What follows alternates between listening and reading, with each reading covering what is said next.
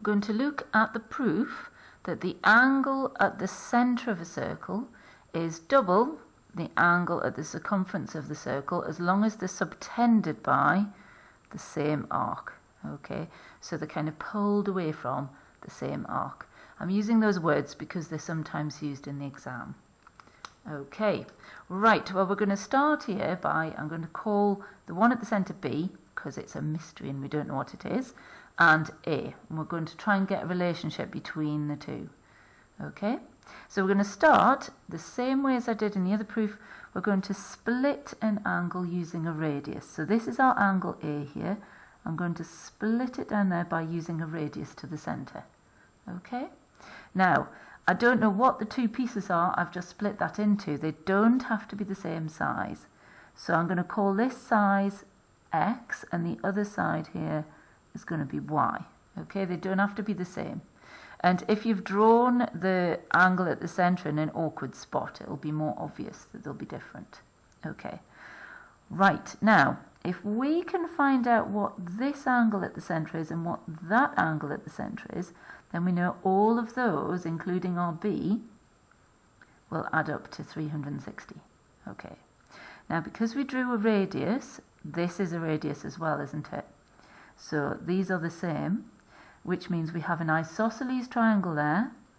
So this must be the same as X. Yeah? So you can see that isosceles triangle here. Okay, now that's helpful because it means that we can find the angle at the centre by doing 180 minus both x's.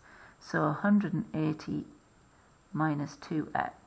It's a bit little, but it'll do it in a minute. Okay? Right, and on the other side we have the same thing, but with y.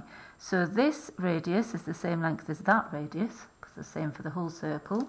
So we have another isosceles triangle here. Okay. Right, so that means that this angle at the bottom must also be y. And if I want to find that one in the middle, I will do 180 minus both of the y's. Okay. So then all three of these add up to 360, don't they? So I'm going to write down 180 minus 2x plus 180 minus 2y plus b has to equal 360. Okay? Right, well let's do a bit of tidying. So I've got 180 add 180, which is 360. Got minus 2x minus 2y plus b. And we want to find out what b is. So let's start by subtracting 360 from both sides. So we've got minus 2x minus 2y plus b is 0. Okay? Right, let's get b on its own. So we want to add 2x and add 2y to make the minus 2x minus 2y vanish from there. So we have to do the same on the other side. So we've got b is 2x plus 2y, which is 2 times x plus y. I've just factorised there.